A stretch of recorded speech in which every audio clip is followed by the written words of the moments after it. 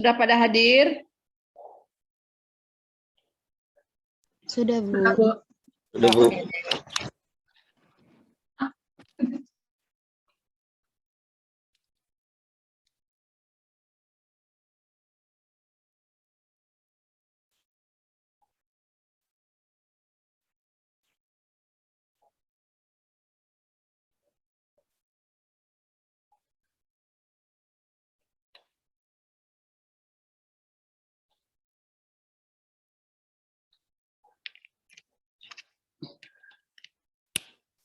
Oke.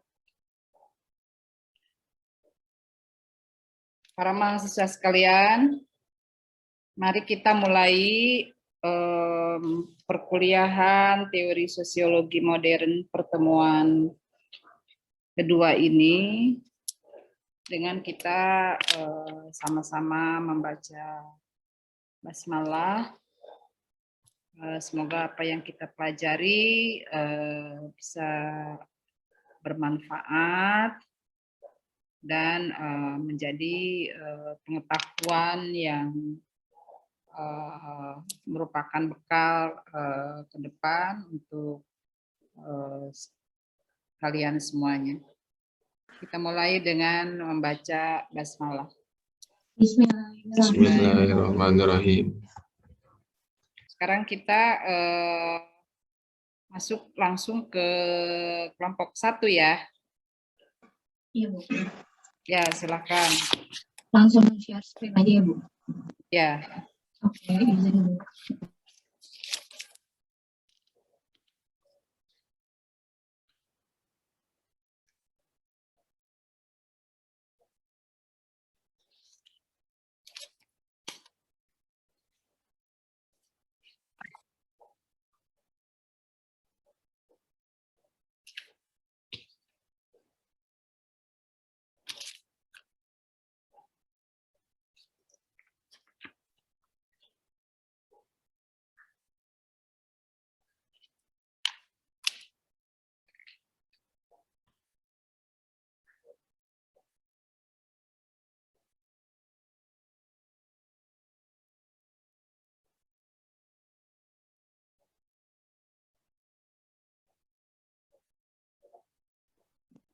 Teman-teman kelihatan nggak PPT-nya?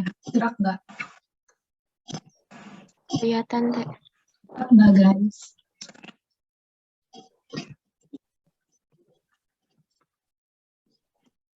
Gerak nggak? Gerak. Oke, thank you.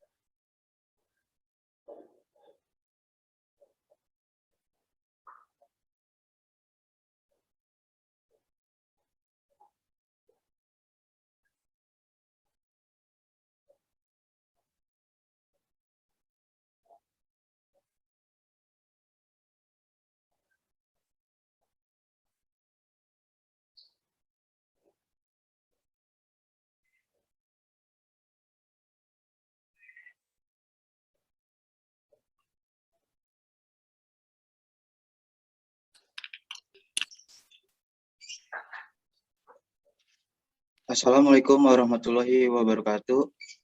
Waalaikumsalam warahmatullahi wabarakatuh. Kami dari kelompok 1 akan mempresentasikan tentang teori fungsionalisme struktural dan neofungsionalisme. Izinkan saya memperkenalkan anggota kelompok. Yang pertama, Amanda Igalita, kedua Rula Dania Rahman, dan yang terakhir saya sendiri, Syahrul Gufron Yajidi sebagai moderator. Slide selanjutnya.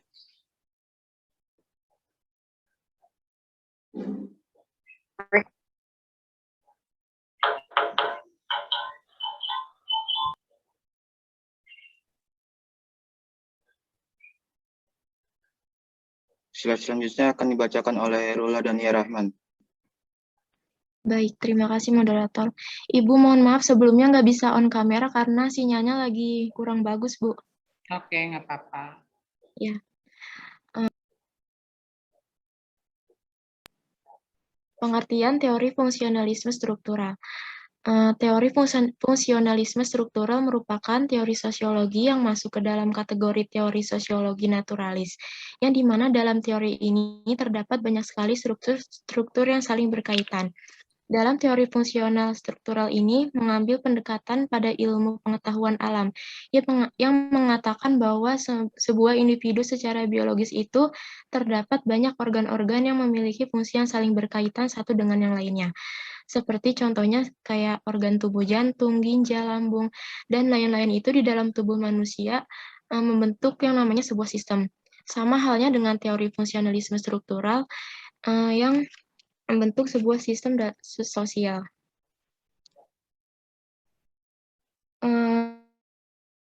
Fungsionalisme struktural ini pada prinsipnya itu berkisar pada konsep fungsi dan konsep struktur, yang dimana dalam konsep fungsi ini sendiri digunakan dalam bidang kehidupan manusia, karena sejatinya itu manusia mempunyai tujuan dalam hidupnya. Next. Selanjutnya ada teori fungsional struktural oleh Talcott Parsons dan Robert Camerton. Next. Teori fungsional struktural oleh Talcott Parsons. Teori fungsionalisme modern ini mengembangkan analisis fungsional dan secara rinci menggunakannya dalam karya-karyanya. Talcott Parsons memberikan sumbangsi pemikirannya terhadap teori fungsionalisme struktural pada karya terakhirnya. Perlu kita ketahui bahwa Talcott Parsons itu lahir pada tanggal 13 Desember 1902 di Colorado. Talcott Parsons merupakan anak dari Edward Smith Parsons dan Mary Agustina Parsons. Ayah Talcott Parsons adalah seorang pendeta dan profesor, lalu kemudian menjadi rektor di sebuah universitas kecil. Talcott Parsons meninggal pada tahun 1979 di Munchen. Teori fungsionalisme ini sendiri mengatakan bahwa masyarakat terintegrasi atas dasar kesepakatan dari para anggotanya, dan nilai-nilai kemasyarakatan itu sendiri mempunyai kemampuan dalam mengatasi perbedaan-perbedaan. Nah, dalam mengatasi perbedaan-perbedaan ini, sistem sosial yang ada di masyarakat saling berhubungan satu sama lain, sehingga terciptalah keseimbangan sistem sosial. Next. Talcott Parsons mengedepankan teorinya kepada sistem secara keseluruhan daripada individu di dalam sistem. Artinya, Talcott Parsons itu merasa tertarik terhadap komponen sistem sosial skala besar seperti kolektivitas, norma, dan nilai daripada individu di dalam sistem tersebut. Talcott Parsons juga berpendapat bahwa aktor tidak memiliki peran yang begitu besar dalam membentuk sistem sosial. Akan tetapi, justru sistem sosial itulah yang memiliki peran yang signifikan dalam membentuk individu. Pandangan Talcott Parsons terhadap sistem kultural yang menurutnya memiliki pengaruh dalam sosialisasi dan internalisasi dalam hal pengetahuan, simbol, dan gagasan, serta memiliki sifat integratif juga menjadi sumbangsinya dalam teori fungsionalisme ini. Jadi menurut Talcott Parsons itu, sistem kultural mempunyai pengaruh dalam sistem sosialisasi dan internalisasi, baik dalam hal pengetahuan, simbol, ataupun gagasan. Nah, dalam sistem kultural ini juga mempunyai sifat integratif, artinya kayak punya semacam kebijakan pemerintah dalam teori fungsionalisme itu sendiri. Next.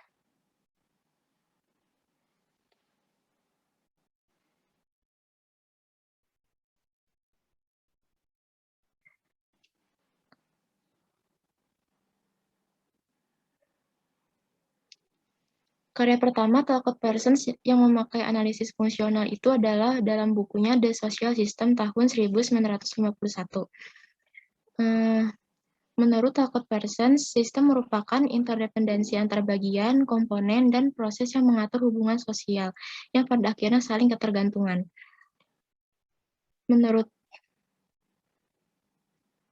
Yang kedua itu ada sistem sosial yang terdiri dari sejumlah aktor-aktor individual yang saling berinteraksi dalam situasi yang mempunyai aspek lingkungan dan fisik. Menurut Talcott Pearson, masyarakat sebagai suatu sistem yaitu masyarakat sebagai suatu sistem secara fungsional terintegrasi ke dalam suatu bentuk equilibrium, ya, artinya yaitu keseimbangan. Kehidupan sosial masyarakat sebagai sistem sosial ini sendiri sebagai suatu keseluruhan atau totalitas dari bagian-bagian atau unsur-unsur yang saling berhubungan satu sama lain dan saling tergantung kepada satu kesatuan. Sistem sosial itu sifatnya tidak empiris dan abstrak sehingga komponennya itu dapat dilihat tapi hanya dibayangkan dengan suatu konstruksi berpikir. Selanjutnya,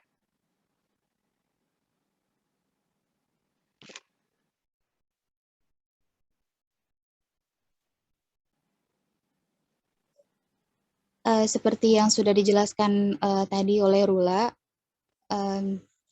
jadi kunci masalah yang dibahas pada sistem sosial itu kan meliputi aktor, interaksi, lingkungan, optimalisasi, kepuasan, dan juga kultural gitu. Nah, maka sebab itu Pearson mengajukan persyaratan fungsional dari sistem sosial. Di antaranya itu ada 6. Yang pertama, sistem sosial itu harus terstruktur atau tertata. Nah, dengan adanya sistem sosial yang terstruktur itu menjadi sehingga dapat beroperasi dalam hubungan yang harmonis dengan sistem yang lain seperti itu. Terus yang kedua, sistem sosial harus mendapatkan dukungan dari sistem lain. Nah, hal ini ditujukan untuk kelangsungan hidupnya. Terus yang ketiga, sistem sosial harus mampu memenuhi kebutuhan aktornya dalam proporsial yang signifikan. Yang keempat, sistem sosial mampu membentuk partisipasi yang memadai untuk para anggotanya. Yang kelima, sistem sosial mampu mengendalikan perilaku yang mengganggu. Terus yang keenam, harus bisa meredamkan kekacauan apabila muncul sebuah konflik. Nah, next selanjutnya. Next slide. Nah, dalam perkembangan pemikirannya itu ada 3 hal besar yang mempengaruhi pendekatan sosiologisnya.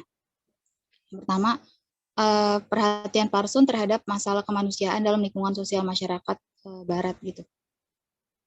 Nah, Pearson di sini melihat masalah ini dari sudut pandang Protestan gitu, karena mungkin dikarenakan dipengaruhi oleh ayahnya yang seorang pendeta.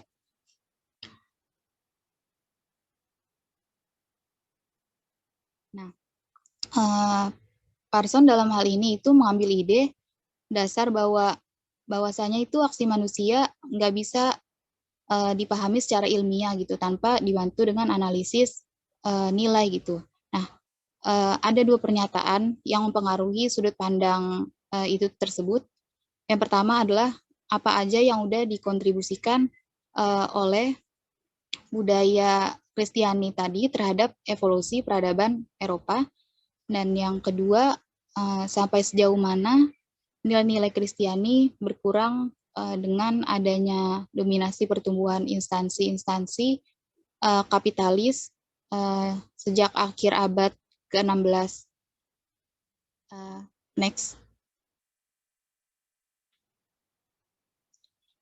Yang kedua, keterkaitan Pearson terhadap ilmu kedokteran.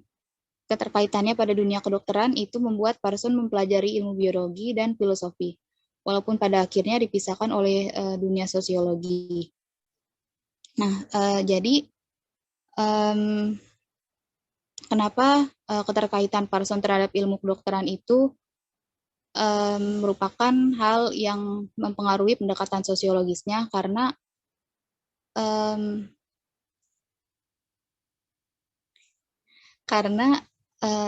profesi kedokteran itu merupakan isu utama gitu dalam the social system gitu,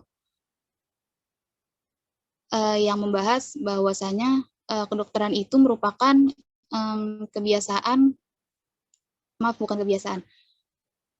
tindakan sosial yang dinominasi oleh ketidakberuntungan diri sendiri gitu. Next. Yang ketiga, sifat-sifat ekonomi sebagai kajian ilmiah. Nah, keterkaitan Parson terhadap ilmu ekonomi itu jadi dipengaruhi sama Walter Hamilton.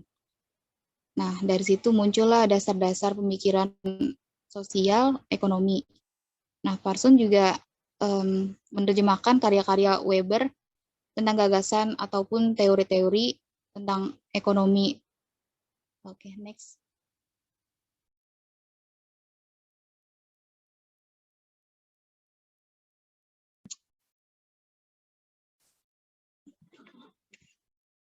Teori fungsional struktural yang dikembangkan oleh Robert K. Merton. Robert K. Merton merupakan seorang sosiolog yang lahir pada tanggal 4 Juli 1910 di permukiman Philadelphia. Robert K. Merton banyak menimba ilmu dari guru-gurunya seperti Talcott Pearson yang dengan idenya Structure of Social Action. Robert Merton penerus Talcott Pearson untuk meneruskan kajiannya tentang fungsionalisme struktural. Next. Inti dari teori fungsionalisme struktural Robert Merton adalah bantahan terhadap 3 postulat yang dikembangkan oleh Malinowski dan Bradley Brown. Yang pertama, postulat kesatuan fungsional masyarakat, yang mengatakan bahwa seluruh bagian dari sistem sosial dari masyarakat menunjukkan tinggi sistem integrasi. Kesatuan fungsional masyarakat yang dapat dibatasi sebagai suatu keadaan di mana seluruh sistem sosial bekerjasama dalam suatu tingkat keselarasan. Kedua, postulat fungsionalisme universal, yang mengatakan seluruh bentuk struktural, kultural di masyarakat memiliki fungsi positif. Yang ketiga, postulat indispensabilitas yang menyatakan bahwa seluruh struktur dari fungsi secara fungsional dibutuhkan masyarakat. Artinya, dalam setiap peradaban, kebiasaan, ide, kepercayaan memiliki fungsi penting. Robert K. Merton juga memfokuskan perhatiannya pada kelompok organisasi masyarakat dan kebudayaan. Next.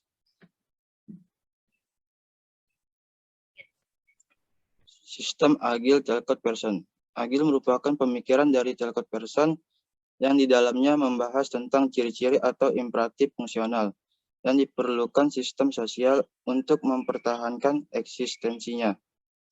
Menurut Pearson ada 4 fungsi yang penting dan mutlak dibutuhkan bagi semua sistem sosial, meliputi adaptasi, percapaian tujuan atau goal attainment, integrasi, dan latensi.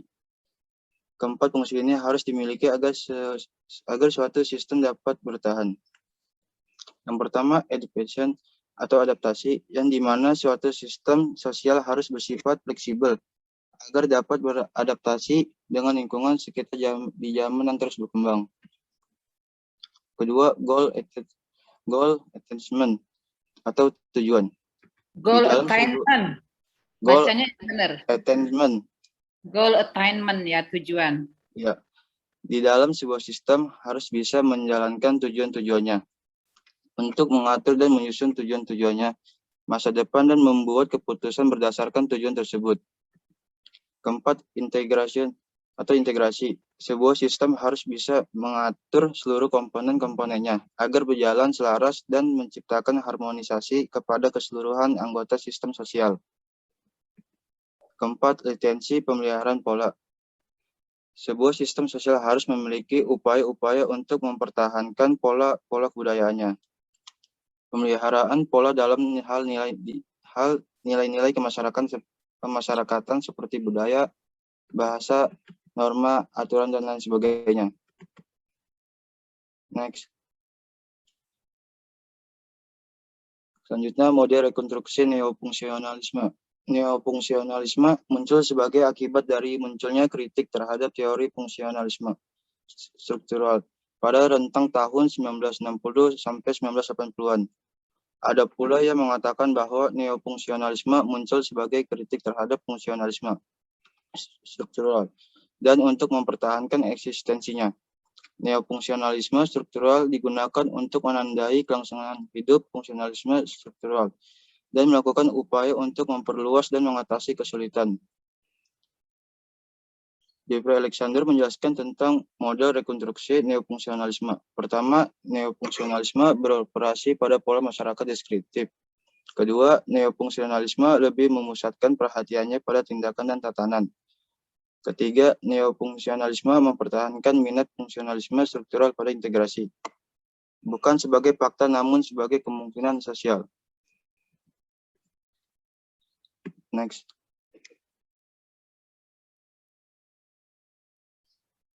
Next. Ini referensi dari materi kita. Sekian dari presentasi kami buka sesi tanya jawab. 3 pertanyaan dulu. Ada yang ingin bertanya? Saya mau bertanya dong, moderator. Saya izin bertanya. Ya, boleh, Labib. Oke, terima kasih moderator. Saya ingin bertanya kepada kelompok kalian mengenai teori ini. Tadi dijelaskan bahwanya Talcott Person itu berpendapat mengenai di dalam teori ini tuh bahwa aktor itu tidak memiliki peranan yang begitu besar dalam membentuk sebuah sistem sosial. Nah, saya ingin meminta asumsi dari kelompok kalian, mengapa ia bisa berpendapat seperti itu, bahwa saya aktor itu kan sejatinya memiliki peranan tersendiri di dalam membentuk sebuah sistem sosial. Terima kasih, moderator. Moderator, saya izin bertanya terkait nyambung dengan apa yang Labib tanyakan. Apakah diizinkan?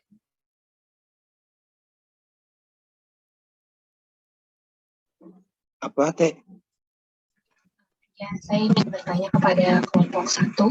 Pertanyaan itu lumayan berkaitan dengan apa yang ditanyakan oleh Labib. Apakah diperbolehkan?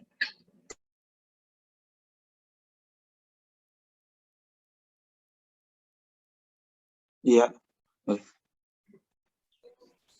Oke, tadi kan Labib menyatakan bahwa tokoh itu menyatakan ulang bahwa tokoh itu kurang berpengaruh. Itu berdasarkan kutipan dari apa yang kalian omongkan.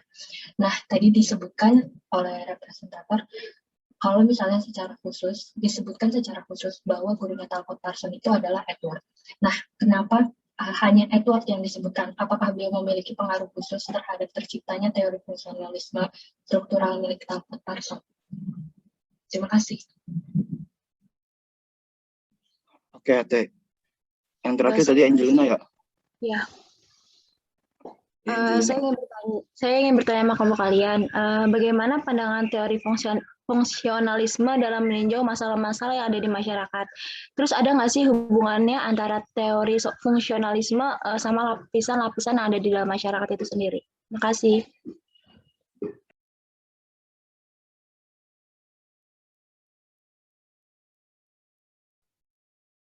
Ya, Angelina. Bu, kelompok kami mohon izin untuk berdiskusi terlebih dahulu ya. Ya, silakan. Sambil menunggu kelompoknya berdiskusi, nanti kalau kalian sudah berdiskusi boleh kalau kalian sudah berdiskusi boleh Ibu diinterupsi ya. Jadi teori fungsionalisme ini adalah teori yang cukup kokoh di dalam teori sosiologi modern ya. Dan ini sangat berpengaruh di dunia karena masyarakat dunia butuh adanya keteraturan di dalam masyarakat. Teori fungsionalisme ini sebenarnya kalau di dalam kategori teori sosiologi itu adalah masuk di dalam teori sosiologi yang konservatif sebenarnya, yang konservatif karena memokuskan pada keteraturan itu sendiri ya. Nah, sebagai sebuah teori sosiologi, dia sebenarnya merupakan kelanjutan ya, merupakan kelanjutan dari teori sosiologi sebelumnya yang sudah kita pelajari bersama, yakni dari teori Auguste Comte ya, dan juga teori Emile Durkheim, yang di dalam fokus studinya itu menekankan kepada pendekatan kuantitatif atau positivisme. Teori fungsionalisme merupakan kelanjutan dari dua tradisi sosiologi Auguste Comte dan Durkheim tersebut. Hanya saja fungsionalisme berkembang jauh dari Eropa ya, yakni berkembang di Amerika yang dikembangkan tadi oleh Talcott Parsons dan Robert Camerton. Nah, itu kita mereview ya, awal-awal atau kelanjutan dari tradisi fungsionalisme ini. Karena sebuah ilmu itu dia tidak akan berdiri sendiri, pasti ada yang melatar belakanginya atau juga pasti ada yang memulainya ya. Tadi disebut bahwa fungsionalisme ini merupakan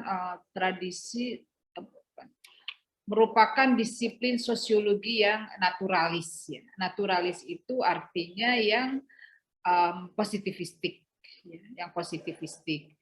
Nah, berbasis kepada ilmu-ilmu biologi sebenarnya. Tadi tidak disebut ya, ilmu pengetahuan alam itu sebenarnya biologi.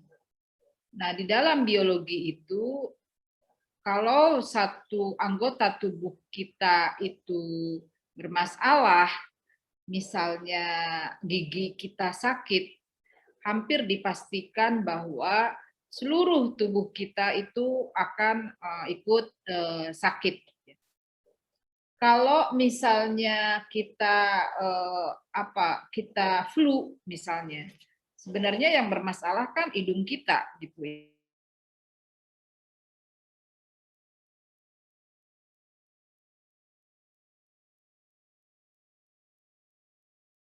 Yang mengalami flu itu terdampak dari penyakit flu itu. Misalnya tubuh kita akan menjadi meriang gitu ya, terus apalagi misalnya kalau kita sakit, seluruh anggota tubuh itu sakit. Nah, demikian pula dengan tesisnya fungsionalisme ini. Kalau di dalam satu masyarakat ada yang bermasalah gitu, dalam satu komunitas tertentu, misalnya ya dalam satu komunitas tertentu, maka dia akan ikut bermasalah secara keseluruhan masyarakat tersebut. Contohnya adalah COVID-19. COVID-19 ini awal-awalnya terjadi di Wuhan ya, di Cina gitu ya. Nah, tetapi sebagai sebuah sistem sosial dunia, dia merambah kemana-mana ya, Saudi Arabia, ke Roma, ke Indonesia, ke mana-mana sampai kita tidak bisa naik haji, Masjidil Haram kosong, misalnya kayak begitu. Nah, itu satu sistem sosial dunia.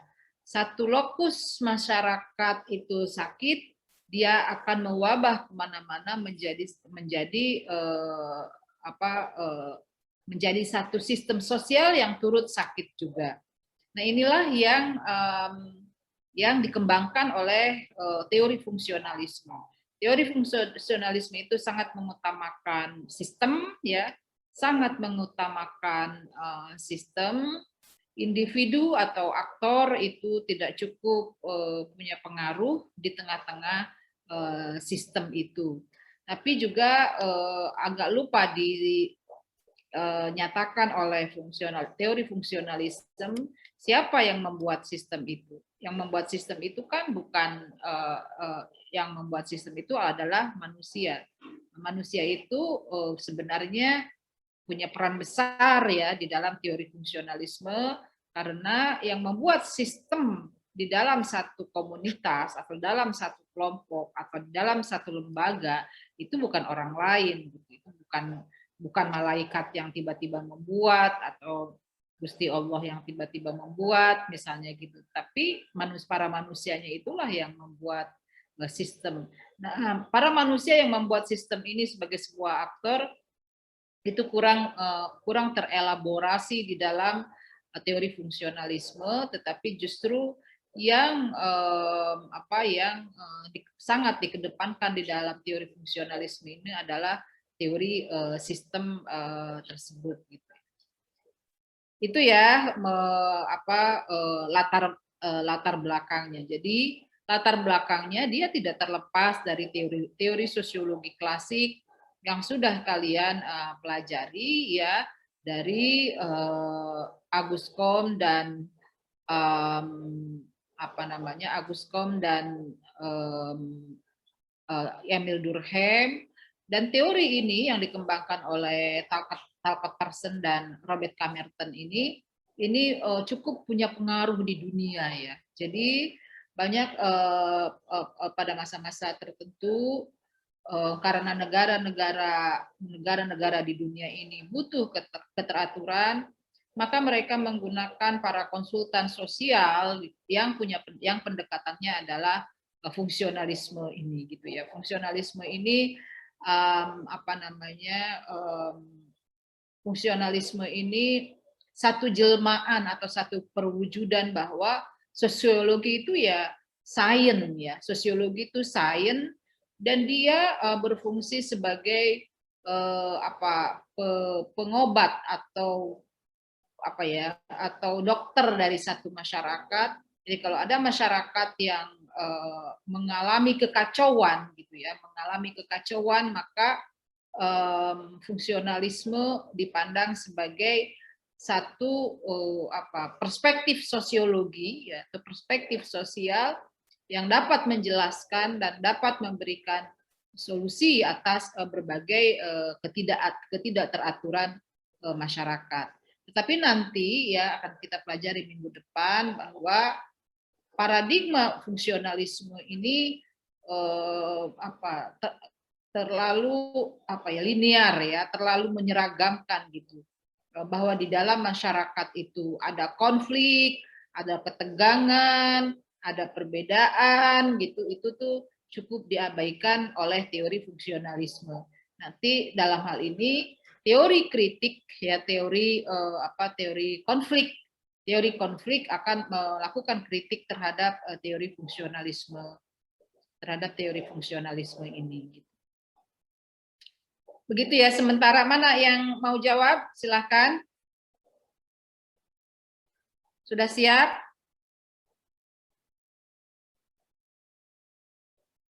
Halo?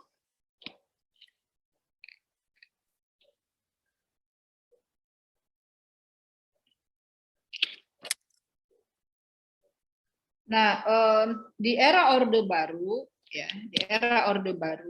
sebelum era Reformasi, mungkin kalian belum lahir, ya, agaknya kalian belum lahir, tapi ibu sudah dewasa ya pada masa itu, pada masa Orde Baru, sudah menjadi dosen juga.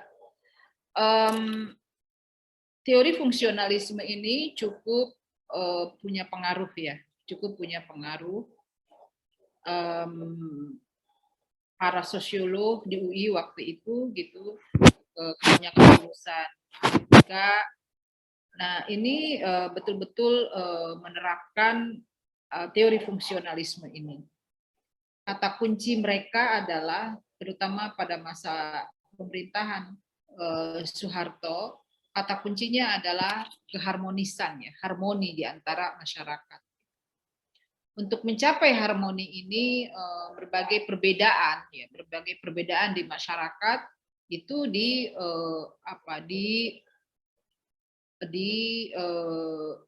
dilarang, ya. Berbagai perbedaan di dalam masyarakat dilarang. Yang utama adalah penyeragaman, ya.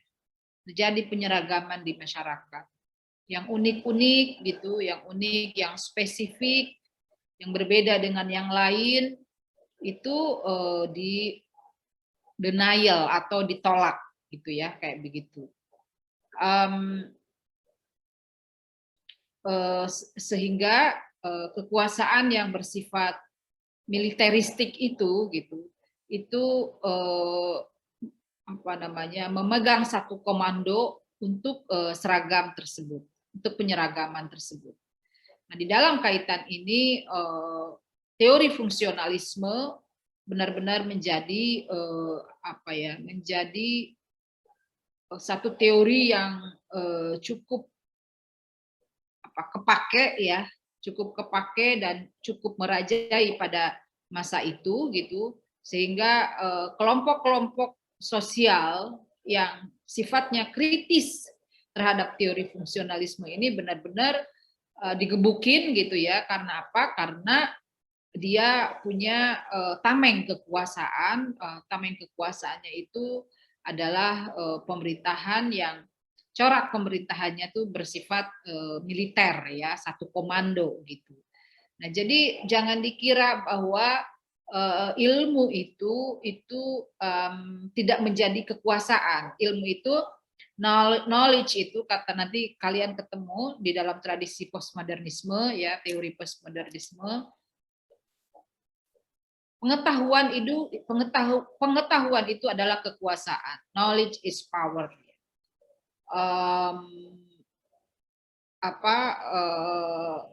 Tergantung si penguasanya mau menerapkan pola kekuasaan seperti apa. Kalau pola kekuasaan yang akan diterapkan adalah kekuasaan yang sifatnya militeristik dan otoritarian, maka teori fungsionalisme ini cukup relevan dipakai sebagai paradigma di dalam mengelola masyarakat. Tapi kalau misalnya yang dipakai yang pemerintahannya demokratis misalnya, ya, yang demokratis, maka paradigma kritis seperti postmodernisme dan teori komunikasinya Habermas gitu, nanti yang akan kalian pelajari itu yang relevan misalnya gitu. Tapi kalau misalnya paradigma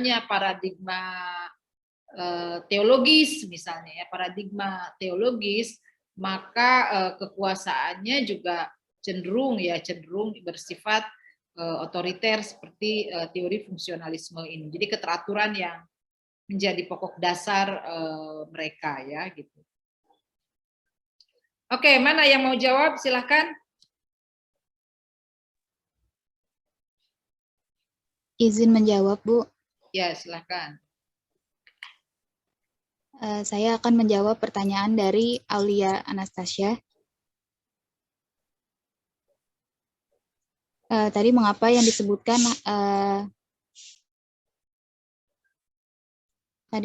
disebutkan hanya Edward, ya? Sebenarnya tadi sudah dijelaskan oleh presenter, tokoh dalam teori fungsionalisme struktural ini ada juga Robert K. Merton gitu. Yang dimana dia itu juga seorang sosiolog, dan dia itu merupakan muridnya Talcott Persson gitu, dan yang meneruskan kajiannya Talcott Persson tentang fungsionalisme struktural gitu. Nah, yang Edward tadi itu kan merupakan ayahnya, yang merupakan seorang pendeta sekaligus juga seorang profesor, ya, dan juga seorang dosen kalau tidak salah di sebuah universitas. Nah, Edward itulah yang mempengaruhi Talcott Parsons dalam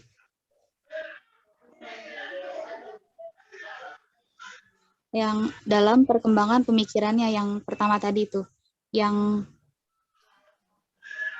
perhatian Parsons terhadap masalah kemanusiaan dalam lingkungan sosial masyarakat Barat. Nah, itu kan Edward, ayahnya itu mempengaruhi Parsons, sehingga Parsons itu melihat masalah ini dari sudut pandang seorang Protestan gitu. Apakah terjawab, Anastasia? Oke, berarti tokoh yang secara khusus disebutkan tadi itu emang memiliki pengaruh yang besar buat pemikiran teori fungsionalis strukturalnya Talcott Parsons ya? Iya, betul sekali. Oke, Edward. Terima kasih.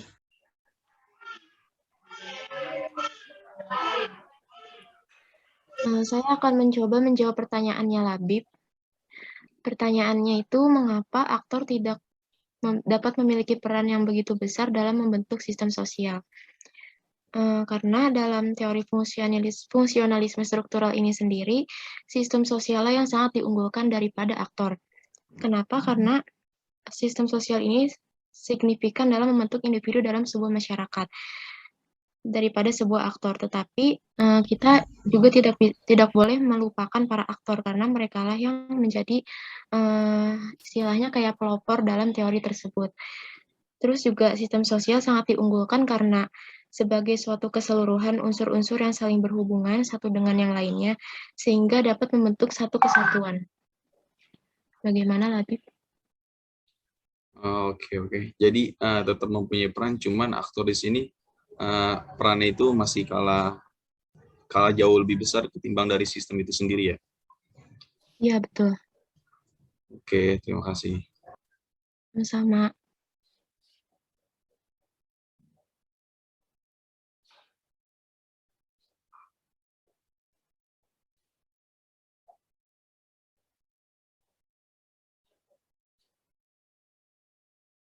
Oke, ada lagi pertanyaannya?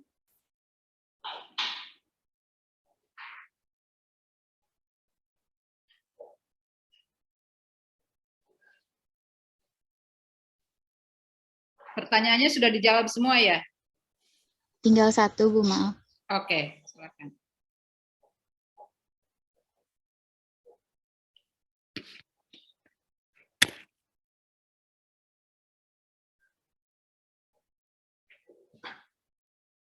Ya, saya izin menjawab pertanyaan dari Angelina, Bu.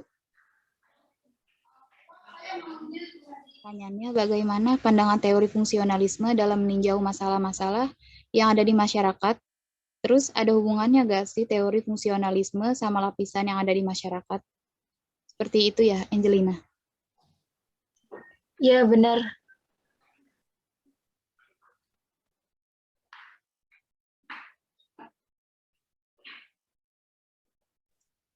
Nah, teori fungsionalisme ini mengajarkan bahwa secara teknis itu masyarakat bisa dipahami dengan melihat sifatnya gitu sebagai suatu analisis sistem sosial gitu, dan juga subsistem sosial.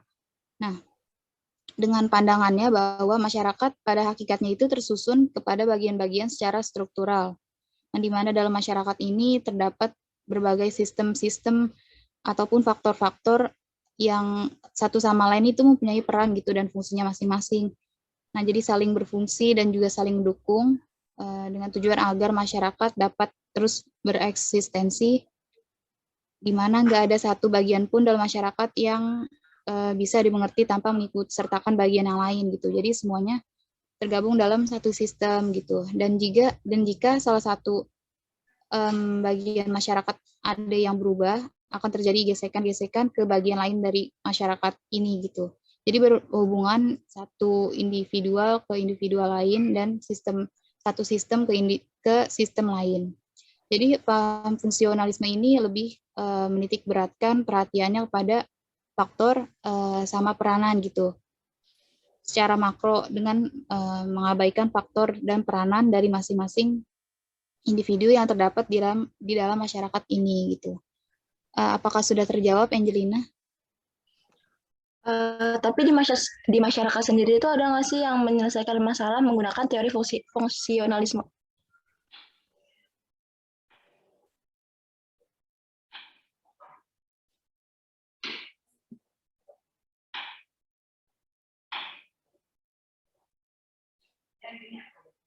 Saya izin jawab, boleh nggak? Iya, boleh Labib. Saya ingin menjawabnya sedikit terkait tadi pertanyaan tambahan dari Angelina.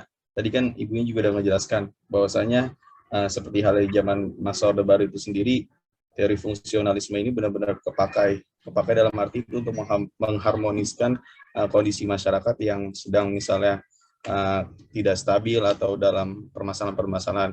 Jadi menurut saya memang teori ini ketika kita bisa mengaplikasikannya dengan baik, tentu sangat terpakai ketika dalam masyarakat itu terdapat sebuah masalah-masalah tertentu gitu.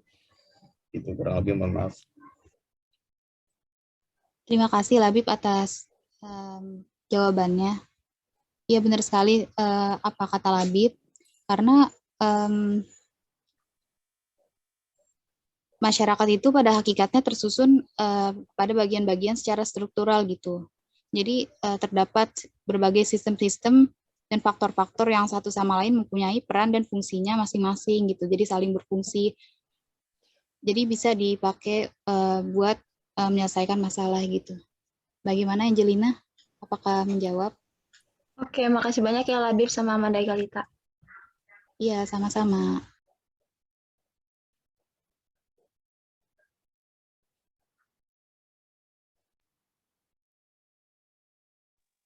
Maaf Bu, sudah terjawab semua? Dibuka lagi aja, dibuka lagi aja. Dibuka lagi aja pertanyaannya. Iya, baik Bu. Silakan moderator. Ada lagi yang ingin bertanya?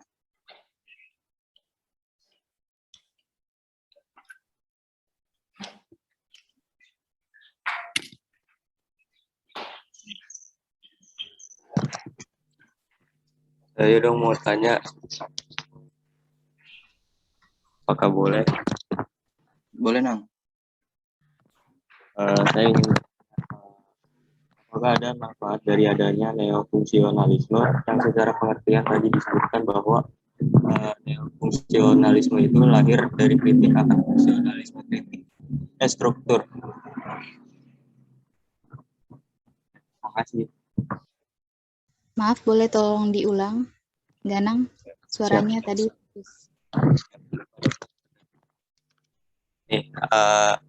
Apakah ada manfaat dari adanya neofungsionalisme yang secara pengertian tadi disebutkan bahwa neofungsionalisme itu lahir dari kritik akan fungsionalisme struktur? Jelas gak? Jelas. Iya, terima kasih jelas. Oke, sama.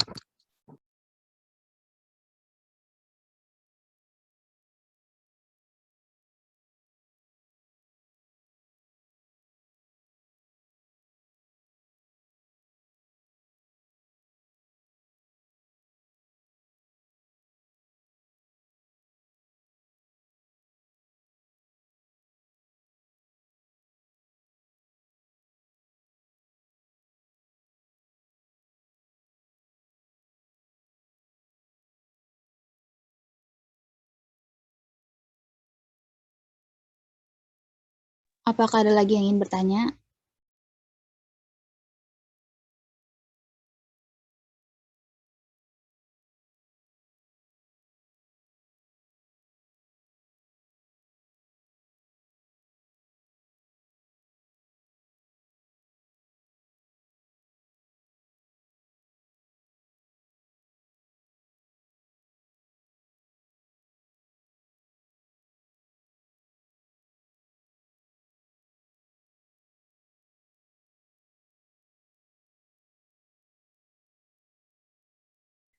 Ibu boleh bertanya kepada kalian? Iya Bu, boleh, silakan. Ya, mungkin kalian bisa jelaskan mengapa Parson menjelaskan sistem sosial itu dengan pendekatan biologi, ya, dengan pendekatan biologi dan bukan hal yang lainnya, ya. Itu yang pertama yang mesti kalian jelaskan. Kalian juga harus bisa menjelaskan apa itu sistem agil yang dikembangkan oleh Parsons dan mengapa agil, tidak yang lain-lain. Ya, silakan. Iya, baik Bu. Terima kasih atas pertanyaannya. Kami izin diskusi, Bu. Masih boleh nanya nggak sih?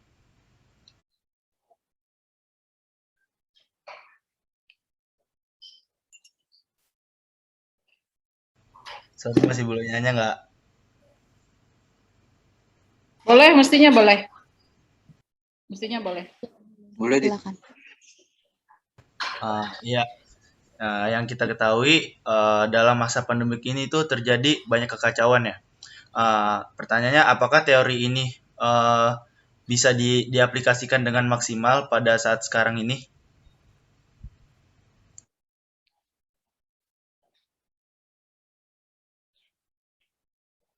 Oke, Dit, makasih.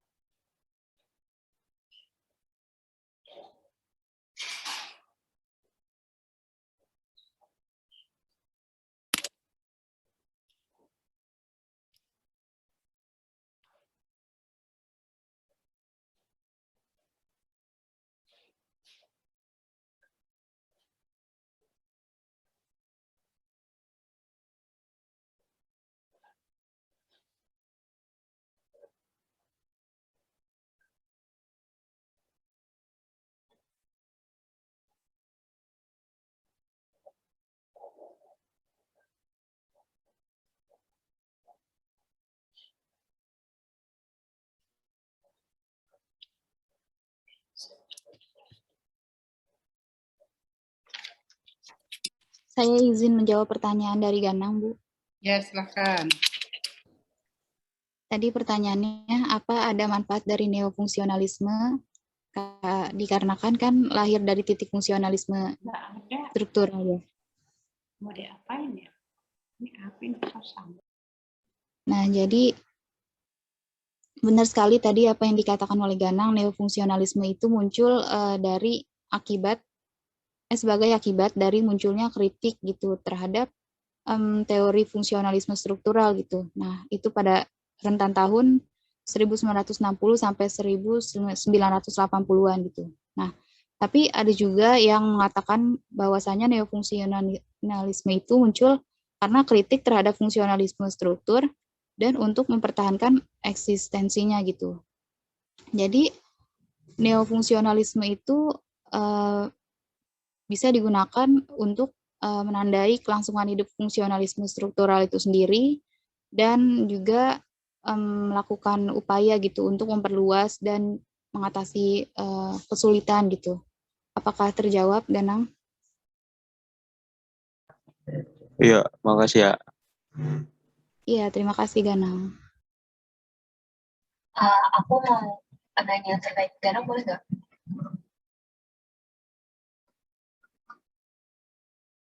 Iya, silakan, Ate. Berarti teori fungsionalisme sama neofungsionalisme itu bukan suatu hal yang satu negatif, satu positif ya? Saling berkaitan aja gitu, tapi nggak ada yang positif negatif sifatnya ya.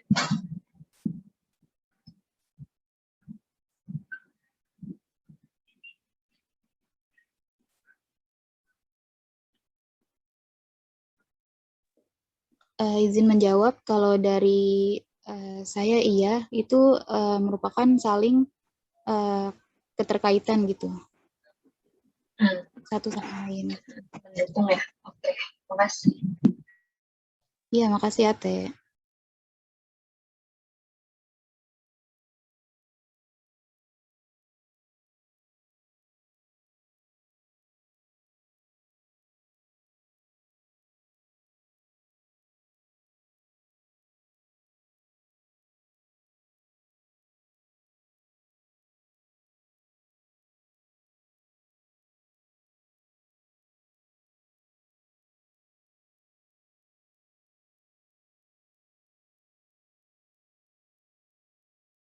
Masih ada lagi? Mbak Ibu yang Ibu belum dijawab ya? Iya Bu, sebentar Bu, kami sedang berdiskusi.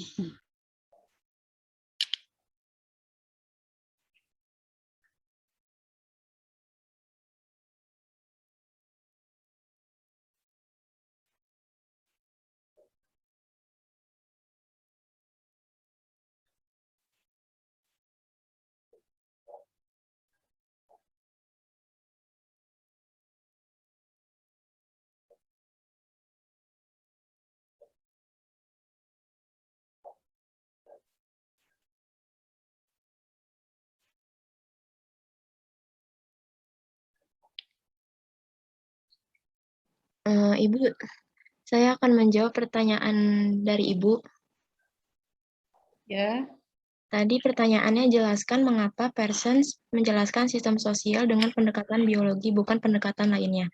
Karena Parsons sendiri ini, ia mempelajari ilmu biologi dan filosofi dalam hidupnya.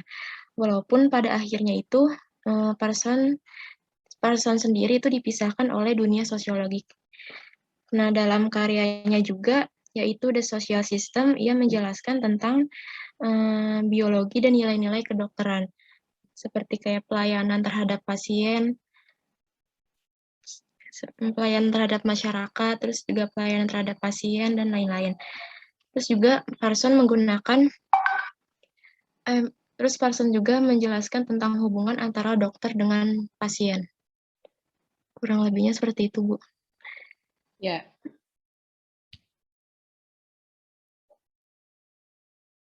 Apa penjelasannya tentang dokter dan pasien itu, Rula?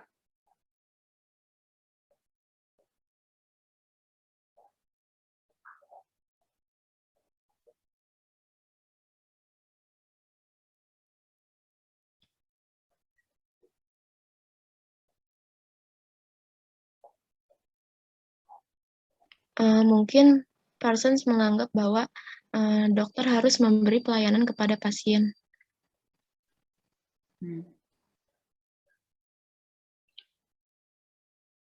Izin bantu menjawab, Bu. Ya, silakan. Ya, kalau dari saya, mungkin karena dokter dan pasien itu merupakan merupakan satu kesatuan gitu, satu sistem gitu dari yang terdiri dari individu-individu gitu,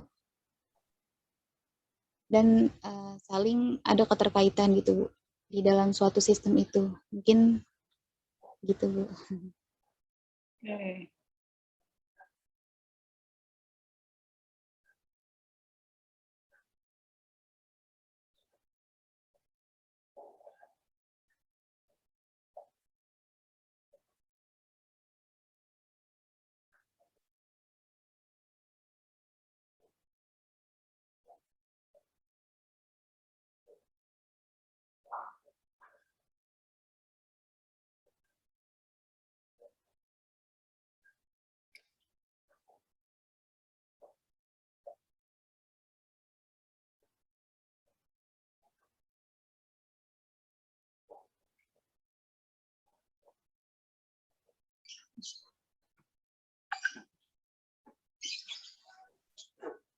Saya akan menjawab pertanyaannya Adit. Apakah teori fungsionalisme ini bisa diaplikasikan dengan maksimal pada saat sekarang ini? Jawabannya bisa, karena teori fungsionalisme lebih menekankan pada aspek kegunaan dari sesuatu, dan terlepas dari apapun hambatan yang ada di masa modern ini.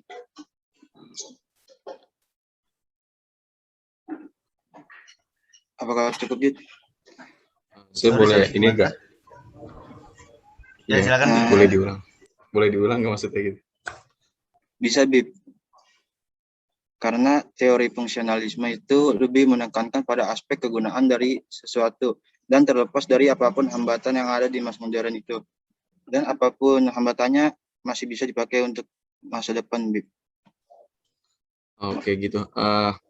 Menurut opini kalian pribadi nih ya di masa pandemi ini, kan banyak banget sektor-sektor yang sekiranya sedang bermasalah seperti halnya dalam masyarakat mengenai kesehatan, ekonomi dan lain-lain. Nah, hal yang paling menurut Anda tuh paling pada sekarang tuh sangat-sangat relevan gitu menggunakan teori fungsionalisme ini dalam bidang apa ya ketika di masa pandemi ini?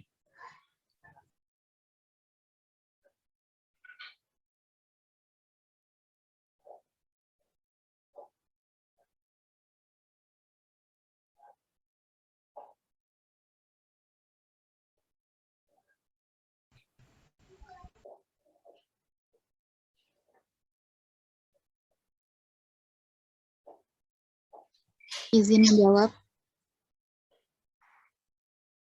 Kalau dari saya mungkin teori itu bisa diterapkan di bidang perekonomian atau kesehatan mungkin agar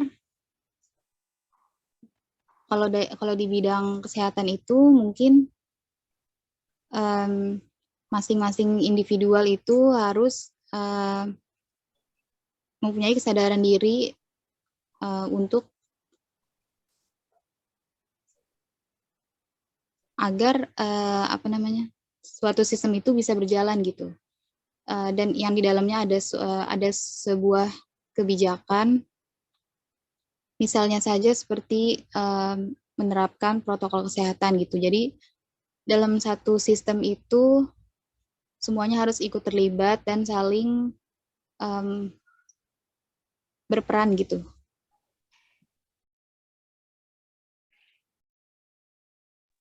Mungkin dari yang lain ingin menjawab atau menambahkan, boleh.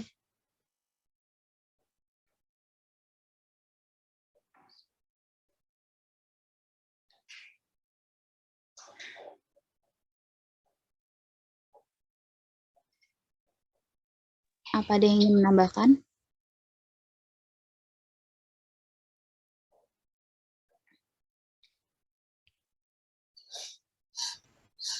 Ada yang mau menambahkan? Cukup.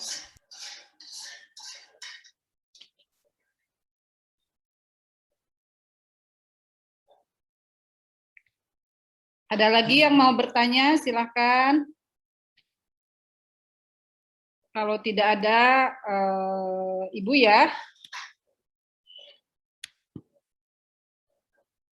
Atau dari pemateri ada yang mau disampaikan lagi? Jika ada hal-hal yang tadi luput disampaikan.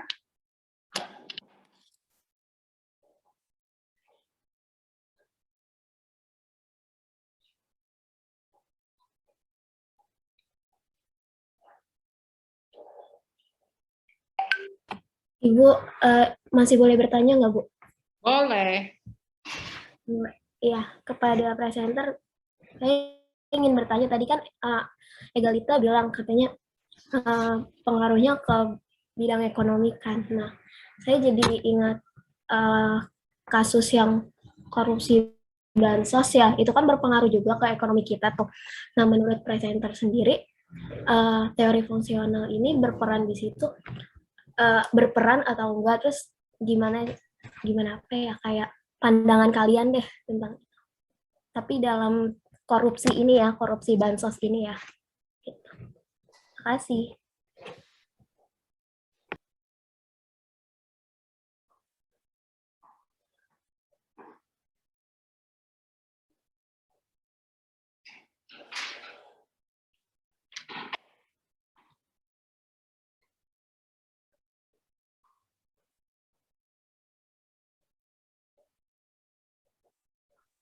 Iya, terima kasih Rati atas pertanyaannya.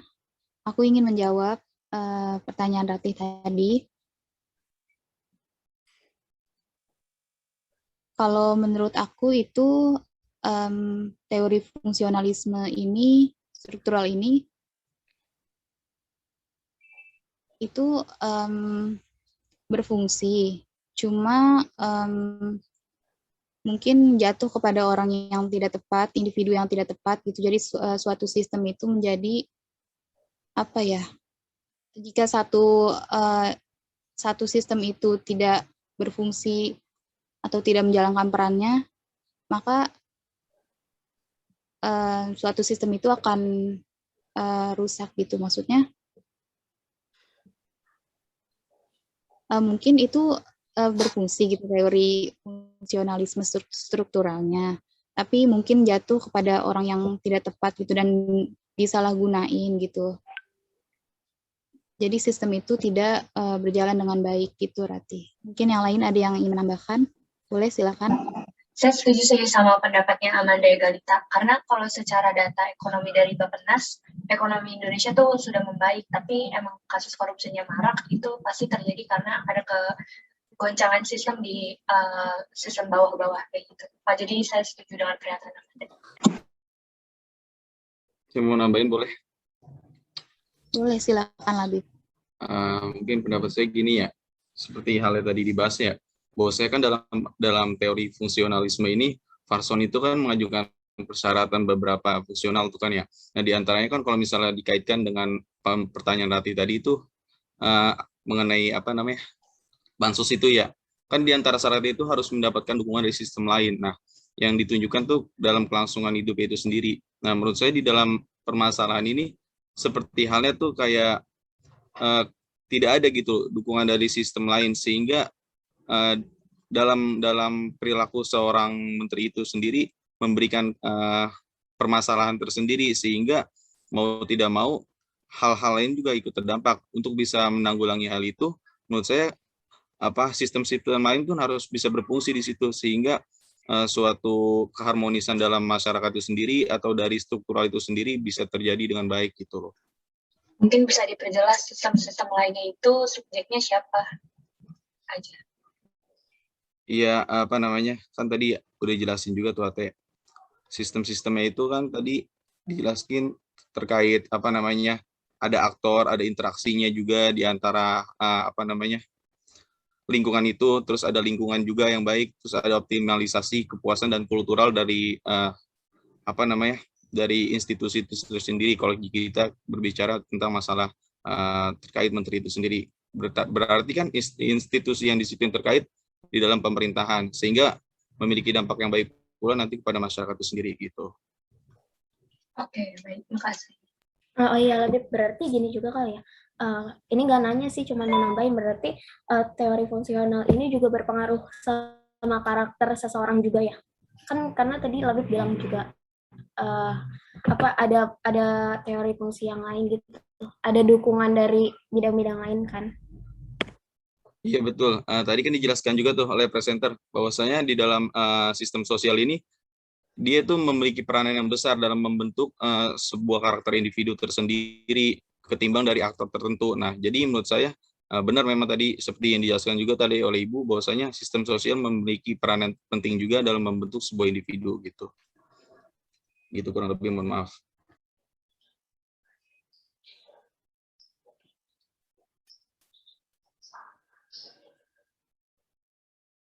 Mungkin presenter bisa mengambil alih. Sepertinya sudah cukup, Bu, ya? Sudah cukup? Oke, sekarang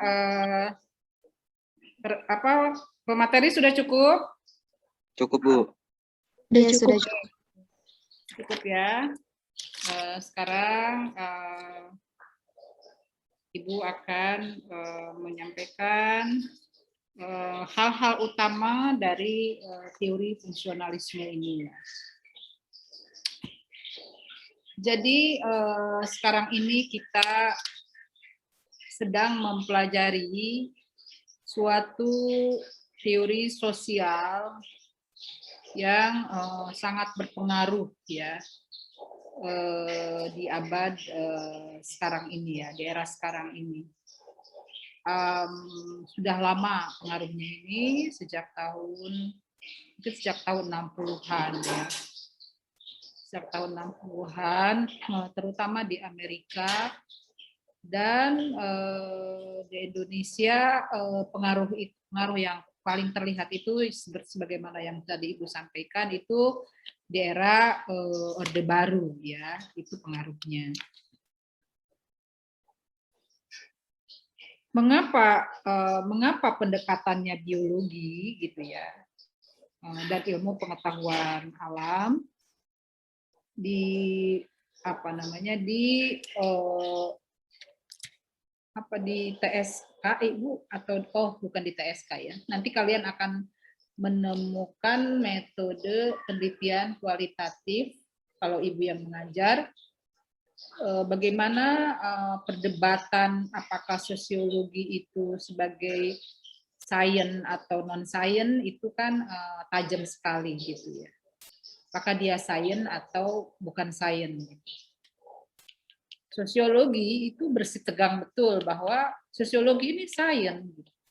Cuman sainsnya itu beda dengan ilmu-ilmu eksakta atau ilmu-ilmu matematika yang sifatnya huruf-huruf dan rumus-rumus gitu.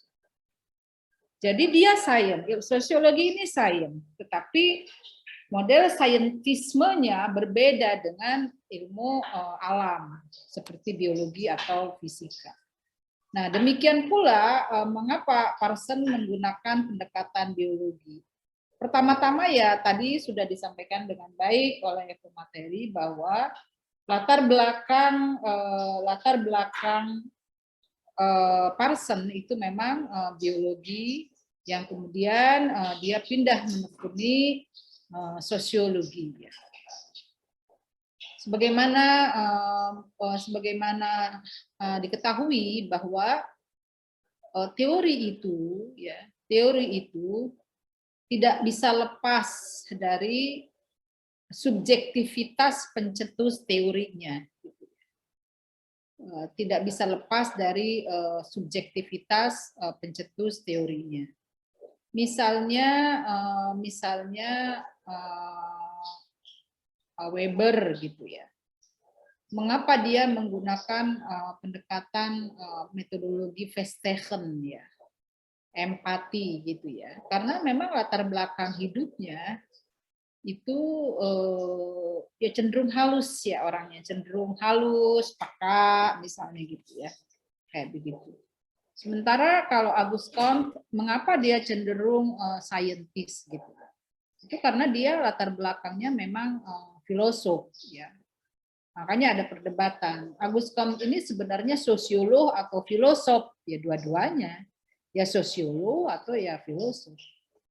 Nah, di dalam kaitan dengan Talcott Parsons, kenapa dia penjelasannya biologi atau ilmu alam, biologi sebenarnya ya. Itu ya karena latar belakang pendidikan sebelumnya, sebelum dia ke sosiologi, ya dia biologi. Oleh karena itu, di dalam menjelaskan masyarakat, pendekatan yang dia pakai adalah pendekatan organisme manusia, organisme hidup ya, sebagaimana manusia pada umumnya gitu ya. Nah, teori ini yang harus kalian ingat ya. Teori ini menyatakan bahwa masyarakat ini sebagai sebuah sistem sosial yang memiliki struktur dan banyak lembaga.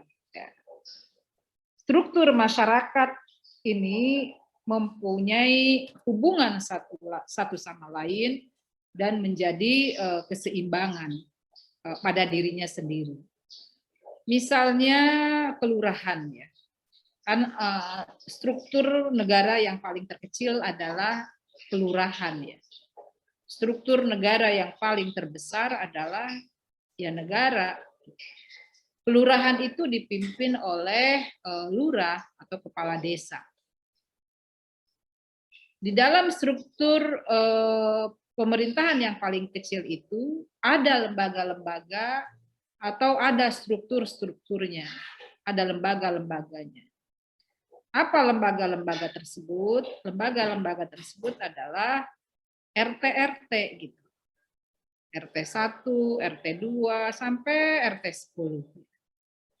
Dari RT 1 sampai RT 10 itu mereka punya hubungan satu sama lain, punya keterkaitan satu sama lain. Setidaknya mungkin ada koordinasi di tingkat kelurahan. Jadi si lurah itu mengadakan rapat koordinasi antar RT gitu yang 10 RT tersebut gitu ya. Dan demikian pula dengan kecamatan. Kecamatan itu terdiri dari struktur berbagai lembaga, yakni kelurahan-kelurahan. Misalnya kelurahan Pondok Benda, kelurahan apa, pokoknya ada kelurahan-kelurahan.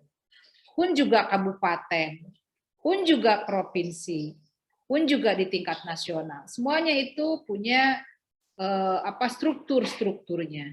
Di tingkat dunia juga begitu ya. Di tingkat dunia itu ada PBB misalnya, Perserikatan Bangsa-Bangsa. PBB itu ada lembaga-lembaganya ya. Ada lembaga yang mengurusi perempuan misalnya, UN Women. Ada lembaga yang mengurusi kesehatan misalnya, itu namanya WHO ya. Ada yang lembaga mengurusi pendidikan, misalnya. Itu UNICEF misalnya, dan banyak lembaga lagi. Nah, menurut teori fungsionalisme bahwa sistem sosial ini,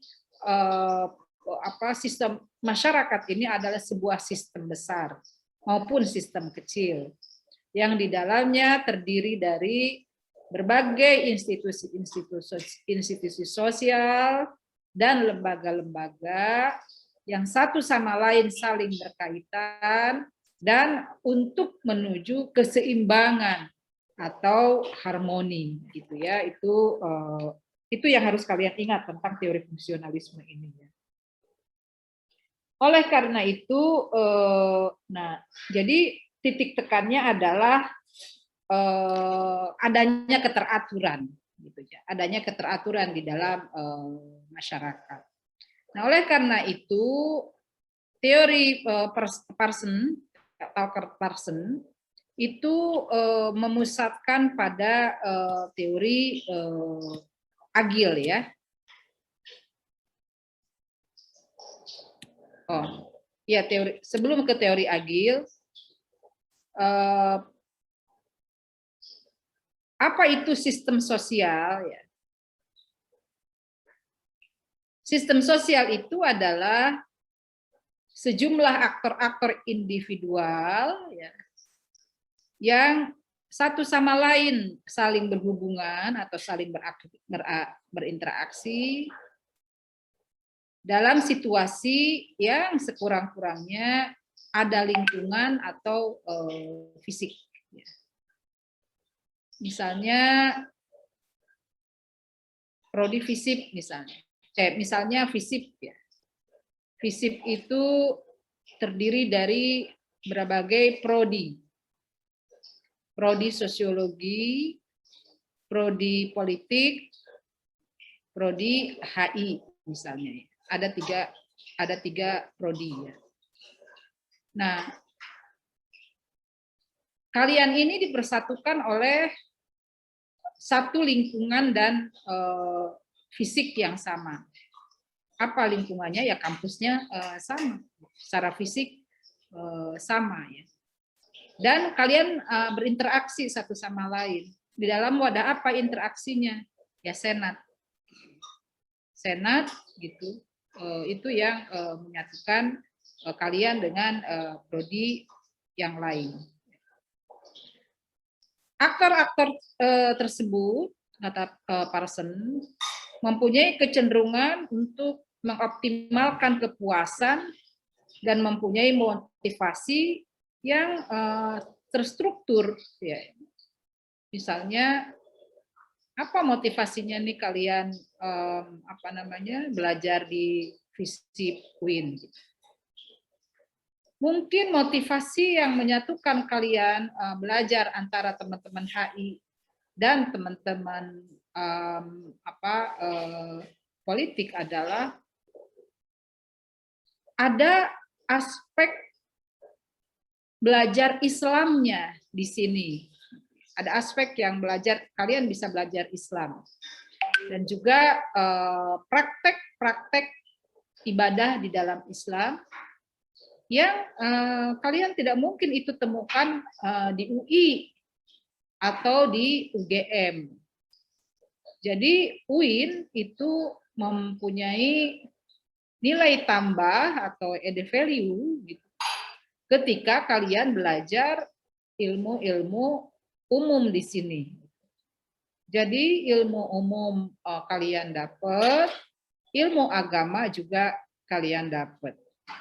Itu mungkin yang membuat motivasi dan kepuasan dan kepuasan dari aktor-aktor tersebut ya. Selain itu, sistem sosial itu, kata Parson, harus terstruktur, rapi, dan tertata. Sehingga dapat berjalan secara harmonis dengan sistem yang lain. Sistem juga harus mampu memenuhi kebutuhan aktornya, dan mampu melahirkan partisipasi yang memadai dari para anggotanya. Sistem harus mampu mengendalikan perilaku yang menimbulkan kekacauan ya, yang berpotensi mengganggu para aktor yang lain. Itu kata Parson soal sistem sosial ya. Nah, sehingga dengan pendekatan sistem tersebut, Parson merumuskan tentang skema agil namanya. Tadi sudah disebut. Skema agil itu adalah yang pertama adaptation ya, berupa adaptasi. Anggota-anggota individu-individu sistem tersebut dia harus beradaptasi dengan satu sistem yang dibuat.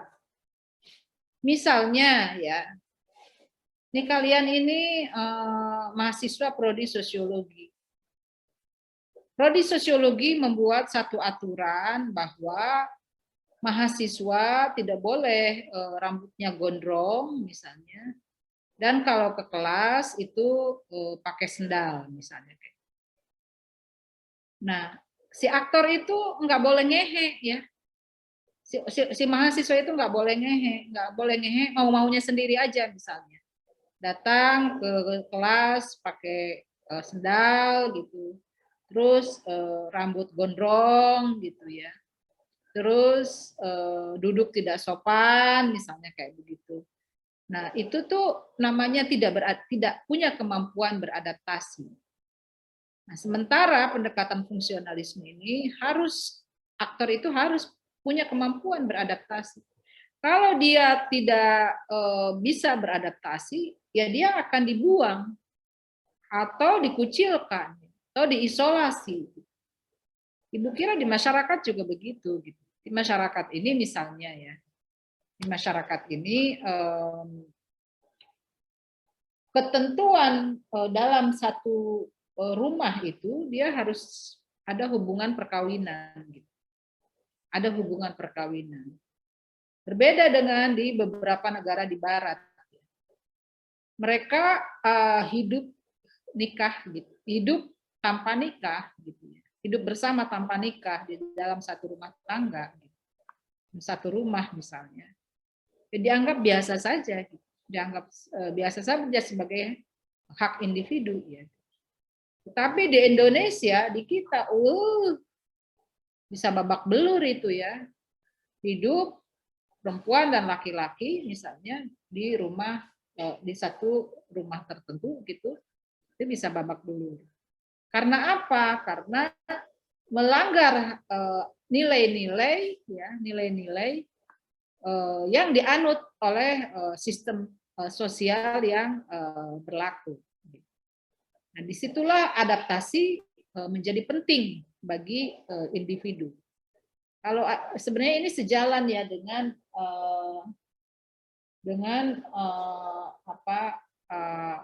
filosofi tradisional masyarakat kita, di mana apa istilahnya, kalian bisa tahu nggak? Di mana langit, intinya tuh Di mana langit dijunjung, di situ bumi dipijak. Ini ya sih Bu.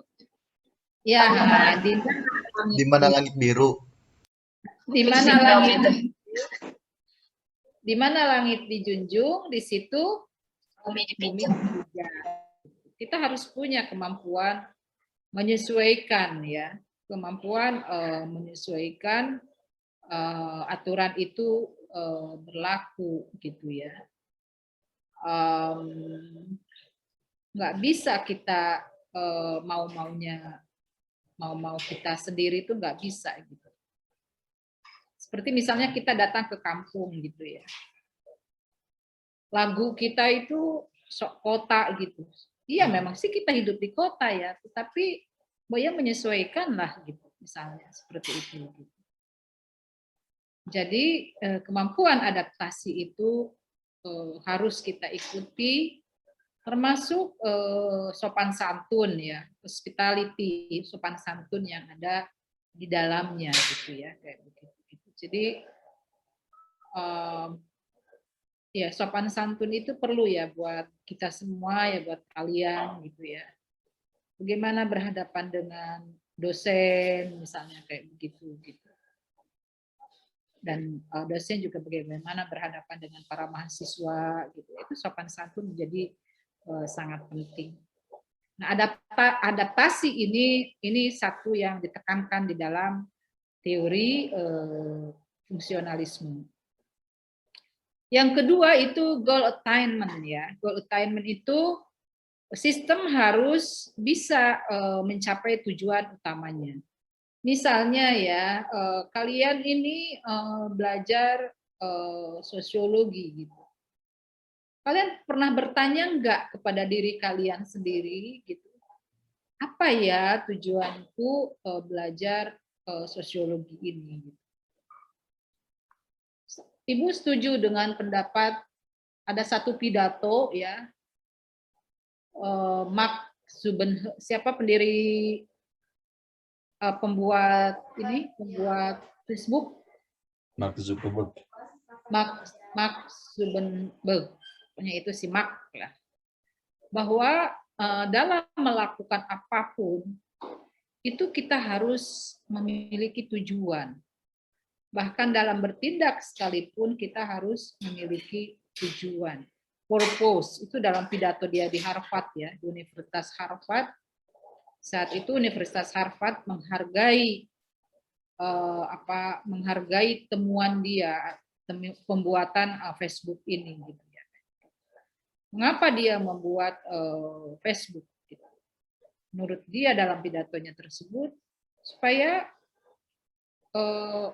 masyarakat itu saling terhubung satu sama lain. Tapi inti yang dia sampaikan dalam pidato tersebut adalah tentang tujuan. Orang harus punya tujuan, gitu ya. Nah, dalam konteks tujuan, Ibu pengen bertanya kepada kalian, mungkin kalian bisa jawab, mengapa kalian mempelajari sosiologi dan kenapa masuk prodi sosiologi? Ada yang mau jawab? Saya mau coba jawab. Ya, silakan. Karena kalau dari saya sendiri, karena tertarik gitu aja dari cara guru sama saya ngajar. Terus kalau sosiologi itu cakupan bahasanya luas dan kayak menurut saya kan sosiologi itu belajar tentang interaksi juga kan ya Bu. Jadi masuk aja gitu kemana-mana nanti kerjanya kayak gitu. Oke, ada lagi? Ada lagi yang mau menjawab? Ini terkait purpose ya, tujuan. Kalian harus punya tujuan. Mengapa kalian belajar sosiologi? Kalau misalnya motivasinya karena tidak diterima di dalam jurusan atau universitas lain, gitu, itu garing banget ya. Tapi kalau misalnya belajar sosiologi ini memang saya punya tujuan ini, gitu. Apa kira-kira tujuan kalian? Ibu, kalau dari saya tertarik sama sosiologi itu emang dari awalnya udah suka kan sama sosiologi. Terus saya tuh punya cita-cita buat bisa kerja di Kementerian Sosial gitu, Bu. Jadi itu tujuan saya. Amin. Mau kerja di Kementerian Sosial gitu? Iya. Oke, sip. Ada lagi?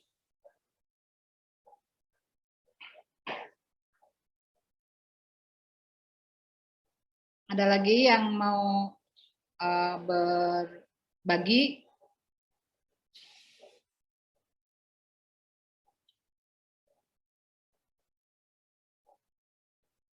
Ganang, kamu mau berbagi, Ganang? Enggak, Bu. Kenapa? Karena nggak punya tujuan.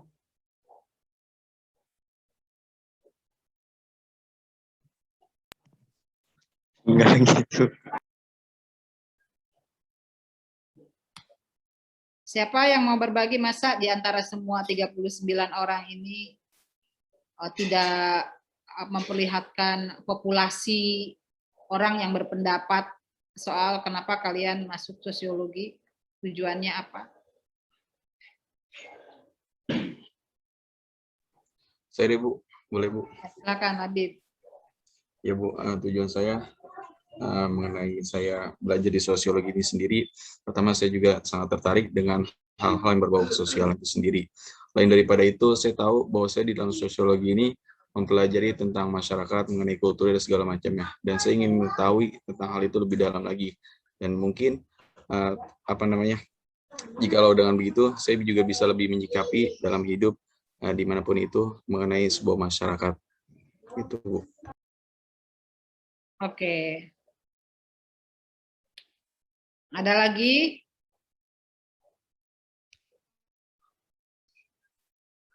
Coba Ibu mau 4 orang lah. 4 orang, 1 orang lagi. Tadi Saya, 2. Bu. Ya, silakan. Amanda ya. Oke, Amanda, silakan. Kalau saya karena saya suka sama kayak neliti-neliti gitu, Bu, penelitian gitu. Nah, terus saya juga mau jadi sosiolog. Oke. Karena ingin menjadi peneliti dan sosiolog ya. Oke. Iya, Bu. Ada lagi? Saya, Bu. Ya, silakan. Siapa nih? Haikal, Bu. Haikal, oke. Silakan Haikal. Faikal, Bu. Bukan Haikal. Faikal Hadid. Ya, silakan Haikal. Jadi menurut saya, kenapa saya masuk sosiologi itu? Karena menurut saya sosiologi itu memiliki daya tarik yang kuat, Bu. Bagi semua jenis pikiran melalui kayak melalui langsungnya dengan banyak masalah kritis dunia saat ini, Bu. Terus sosiologi juga memberitahu kita bagaimana menjadi apa yang kita inginkan. Dengan demikian itu sosiologi menjadi menurut saya sebagai studi ilmiah tentang masyarakat, perwakilan dari nasihat, masuk akal dan berkembang yang dapat hidup di tataran individual, Bu. Menurut saya gitu. Makanya saya tertarik dengan sosiologi ini sendiri. Oke, jadi artinya kalian itu punya tujuan. Kalian tuh punya tujuannya. Segala sesuatu itu kalian harus punya tujuannya. Kalau kira-kira hal tersebut tidak bermanfaat bagi hidup kalian, jangan dilakukan. Kalau tidak bermanfaat bagi hidup kalian, jangan dilakukan. Nah, Sama kalau kalian misalnya punya pasangan gitu, punya pasangan. Kalian harus ngecek yang perempuan, tanyakan tujuan hidup kalian, tujuan hidup kamu tuh apa gitu. Orang harus punya jawaban untuk apa tujuan hidup itu gitu ya. Kalau tujuan hidup ibu itu ya dari sejak kecil memang ibu tuh pengen jadi ilmuwan ya. Pokoknya ibu tuh dari sejak kecil itu ya, ibu tuh pengen jadi ilmuwan gitu. Bahwa kemudian ketemunya misalnya disiplin ilmu sosiologi gitu ya sebagai ilmuwan itu karena apa ya, perjalanan di dalam hidup ya, journey-nya itu, perjalanan di dalam hidup ibu itu, kalau misalnya kita hanya menterapi individu ya masuknya ke psikolog ya, ke psikologi. Kalau untuk menterapi banyak orang dan masyarakat, ya itu mah nggak mau ya harus ke sosiologi gitu ya kayak begitu. Jadi memang punya tujuan, harus punya tujuan. Untuk bisa menjadi sosiolog, ya ibu itu hari-harinya adalah mengoptimalkan ya potensi akal ya, potensi pikir gitu, dan mengoptimalkan potensi jiwa untuk bagaimana caranya menjadi expert atau ahli di dalam sosiologi ini gitu ya kan. Jadi sekolah sosiologi terus menerus sampai doktor ya, mengajar sosiologi gitu ya kayak begitu. Mempelajari ilmu-ilmu yang lain tentu saja gitu. Filsafat ibu pelajari ya, psikologi ibu pelajari. Bahkan dulu waktu S1 yang ibu menulis tentang psikoanalisa Sigmund Freud ya. Menulis tentang psikoanalisa Sigmund Freud tentang agama gitu, agama ya. Nah, jadi mempelajari tentu saja ilmu psikologi, filsafat ya, filsafat sampai sekarang juga ibu masih baca misalnya kayak begitu gitu. Tapi ya fokus utamanya sosiologi. Sehingga dalam banyak hal bisa memahami masyarakat gitu. Jadi dia harus punya tujuan. Nah, di dalam skema agil ini ada goal attainment ya. Orang tuh masyarakat itu harus punya tujuan. Yang ketiga adalah integration atau integrasi ya. Sistem harus mengatur dan menjaga antar hubungan bagian-bagian yang menjadi komponennya dan berintegrasi gitu. Jangan menjadi kita hidup bermasyarakat tetapi tidak bisa diatur gitu. Nggak bisa itu namanya tidak berintegrasi. Hidup bermasyarakat ya harus ikuti aturan tersebut dan patuh pada kesepakatan yang sudah dibuat oleh masyarakat. Ini sudah tidak pernah ikut rapat misalnya, kalau hidup di RT ya, sudah tidak pernah ikut rapat RT gitu, tidak mau bayar lingkungan, kebersihan lingkungan misalnya, tidak mau bayar kebersihan tidak mau bayar keamanan misalnya kayak begitu. Itu namanya tidak berintegrasi. Pasti dia akan terisolasi hidupnya di dalam masyarakat, yaitu integration. Yang keempat adalah latensi. Latensi itu kehidupan masyarakat atau sistem sosial harus mampu memelihara ya pola dan memperbaiki terutama memelihara pola dan mungkin mengupdate motivasi gitu ya, itu latensi. Jadi dia harus dipelihara, itu harus dijaga dengan baik, apa itu misalnya adaptasinya, goal attainment-nya, integrasinya itu harus dijaga gitu ya kayak begitu. Nah, tetapi kritik terhadap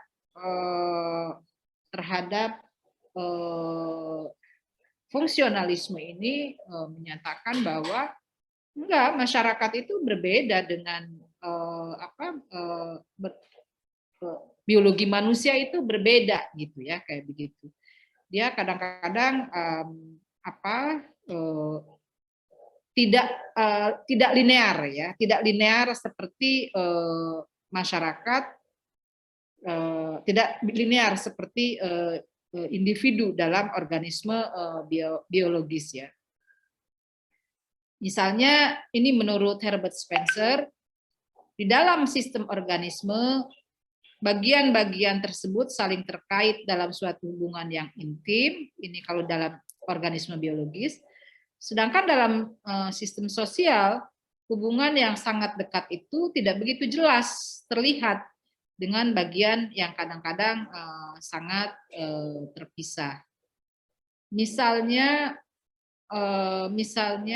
tadi ditanyakan ya, sejauh mana relevansi teori fungsionalisme dengan situasi pandemi COVID-19 ini.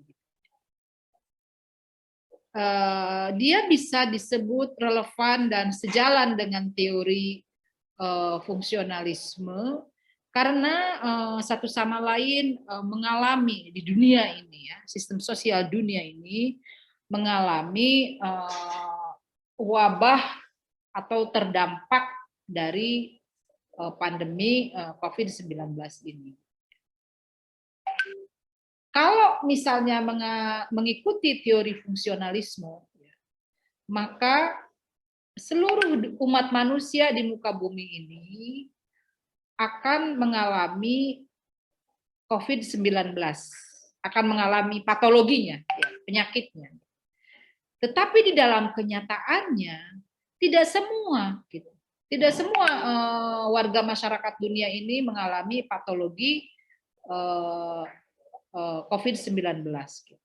Bahwa ia terdampak misalnya tidak boleh atau bekerja atau belajar di rumah saja, itu karena menjaga untuk tidak kena.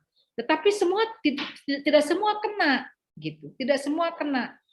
Nah, ini yang disebut atau dinyatakan tidak begitu jelas terlihat bagian-bagian yang kadang-kadang sangat terpisah, gitu ya, kayak gitu. Jadi kalau mengikuti teori fungsionalisme, sesungguhnya mungkin umat manusia ini akan kena pandemi COVID-19.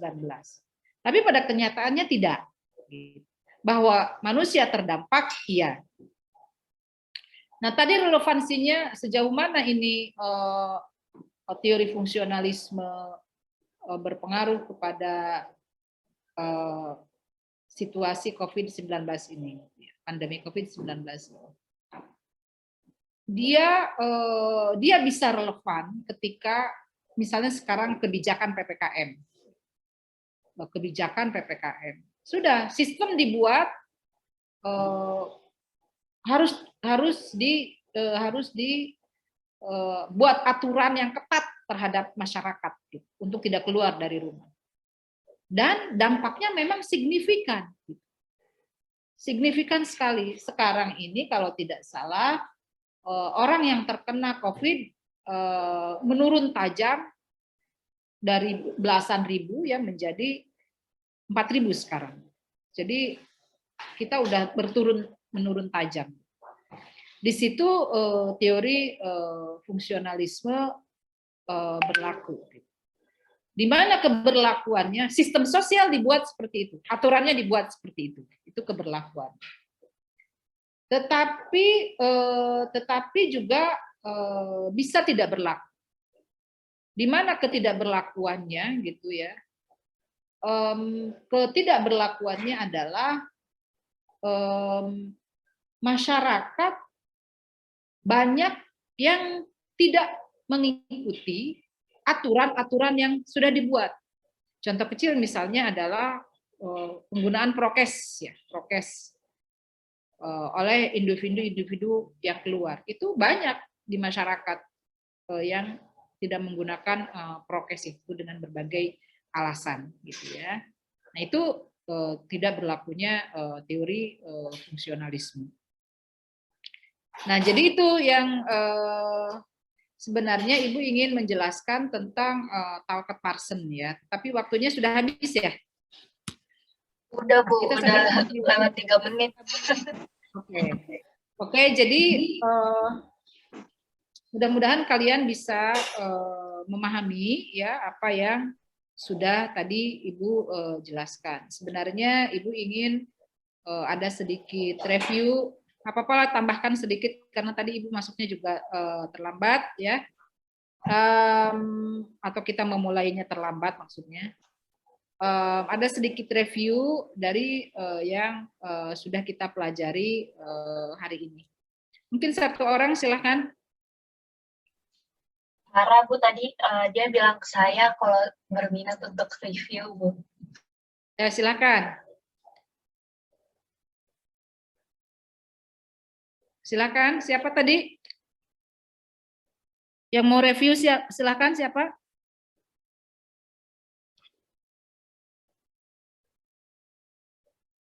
Mara Bu tadi dia ngabarin. Coba Ya saya silakan. Ya silakan. Ibu. Ayo Mara. Ya, saya mau review Bu dari yang tadi saya dapat dari materi kali ini. Latar belakang teori fungsionalisme ini teori yang sangat kokoh dalam teori sosial modern saat ini, dan ini sangat berpengaruh di dunia karena masyarakat di dunia tuh butuh adanya keteraturan di dalam masyarakat itu sendiri. Teori sosial fungsionalisme ini kalau dalam teori sosiologi itu ada di dalam teori yang konservatif karena fokusnya dalam keteraturan itu sendiri. Teori ini berbentuk teori ini lanjutan dari teorinya Auguste Comte dan Durkheim yang dimana pendekatannya itu kuantitatif atau positivisme. Teori ini berkembang di Amerika oleh Talcott Parsons dan Robert karena karena sebuah ilmu tidak akan berdiri sendiri, pasti ada yang memulainya. Fungsionalisme ini merupakan disiplin sosiologi yang naturalis, yang positif fisik berbasis pada ilmu biologi. Di dalam ilmu biologi itu ibaratnya di dalam ilmu biologi itu ada satu tubuh kita yang bermasalah. Misal tadi yang Ibu contohkan, kalau kita sakit gigi, semua tubuh kita pasti akan merasa sakit. Tesis fungsionalisme itu sendiri, kalau di dalam satu masyarakat itu berbuat masalah, semuanya akan mendapatkan permasalahan itu sendiri. Contohnya yang kita sedang alami, yang dimana virus COVID-19 ini yang awalnya di negara Wuhan, itu sudah menyebar sampai Indonesia, merambat ke negara-negara yang lain yang menghambat aktivitas kita di dunia. Lanjutan saya dari review ini, teori ini ada sejak pada teori sosial yang sangat teori sosial yang sangat berpengaruh di abad atau era sekarang ini. Sejak tahun 60-an di Amerika, sejak tahun 60-an di Amerika dan di Indonesia berpengaruh yang sangat terlihat itu saat di era Orde Baru. Nah, mengapa sih pendekatannya itu biologi dan ilmu pengetahuan alam? Karena karena banyak banget yang bilang sosiologi ini ilmu sains, namun sainsnya itu berbeda dengan ilmu yang lain. Kalau ilmu lain sainsnya itu kan matematika, rumus-rumusan. Nah, sosiologi ini sains tapi modelnya saintisme yang berbeda. Demikian pula Talcott kenapa memakai pendekatan biologi, karena latar belakang pendidikan Talcott sendiri sebelum sosiologi itu memang biologi. Pendekatan yang dipakainya itu organisme manusia, yang teori ini menyatakan bahwa masyarakat ini sebuah sistem sosial yang memiliki struktur dan banyak lembaga. Struktur masyarakat ini mempunyai hubungan dengan satu sama lain dan mempunyai keseimbangan. Contohnya, kita hidup di kelurahan karena strukturnya terkecil, itu struktur terkecil negara itu ada di kelurahan dan struktur terbesar itu ada di negara itu sendiri. Di dalam struktur itu mempunyai lembaga-lembaga dan struktur lainnya. Contoh, di dalam RT di dalam RT ada tingkat organisasi dalam RW itu sendiri. Menurut teori fungsionalisme, sistem sosial ini masyarakat adalah sebuah sistem besar maupun kecil yang di dalamnya terdapat institusi sosial atau lembaga yang mempunyai hubungan satu sama lain untuk menjaga keseimbangannya. Ada keteraturan pula dalam masyarakat, oleh dari itu teori Talcott itu menjelaskan apa sih itu sistem sosial. Sistem sosial itu sejumlah aktor-aktor yang saling berhubungan atau berinteraksi yang sekurang-kurangnya ada di lingkungan maupun fisik. Contohnya saat kita berada di FISIP, kita berada di lingkungan prodi HI, politik atau sosiologi, tapi kita masih dalam satu nama FISIP, serta ruang interaksi kita ada di Senat. Sistem harus mengendalikan perilaku kekacauan yang mengganggu aktor lainnya. Sehingga dengan pendekatan tersebut, Talcott membuat skema agil. Yang pertama, skema agil itu ada adaptasi, yang kedua itu ada tujuan, yang ketiga itu ada integrasi, yang keempat itu ada latensi. Dan terakhir, dari saya, setelah mempelajari ini, teori itu yang setelah saya dapat dari Ibu juga, teori itu tidak bisa dapat dari subjektivitas pencetus teorinya. Kayak misalnya Weber, mengapa Weber memakai teori first hand? Karena latar belakang hidupnya itu Weber cenderung halus. Sekian dari review saya hari ini. Terima kasih, Bu. Oke, terima kasih Mara. Review yang sangat baik dari Mara ya. Minggu depan mungkin dari yang lain gitu. Tapi hari ini Mara sudah mereview dengan sangat baik ya. Betul-betul menyimak apa yang yang Ibu sampaikan dan sudah dipelajari bersama. Pertemuan pada hari ini dicukupkan sekian. Jangan lupa absensinya. Jangan lupa kita harus foto bersama ya. Kita harus foto bersama untuk bukti bahwa kita sudah menjalankan perkuliahan. Kalau kuliah itu tetap kalian harus berdandan dengan baik lah.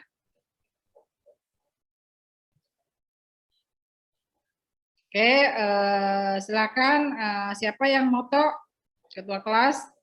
Saya, Bu. Ya, silakan Labib. Ayo semuanya.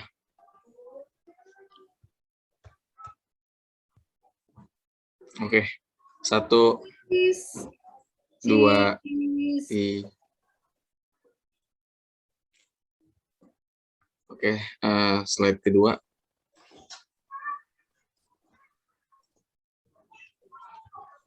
Satu, 2, 3. Oke.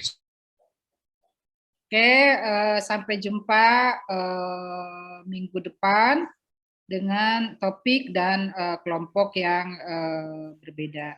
Assalamualaikum warahmatullahi wabarakatuh. Waalaikumsalam warahmatullahi wabarakatuh. Oke, sebaik Bu. Terima kasih, Bu. Terima kasih, Bu. Ya, oke.